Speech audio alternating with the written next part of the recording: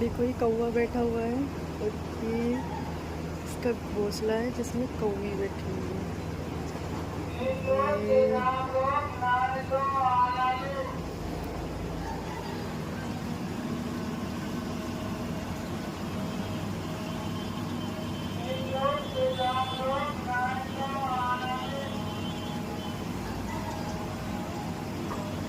ये इसकी पहरेदारी कर रहा है, वो बैठा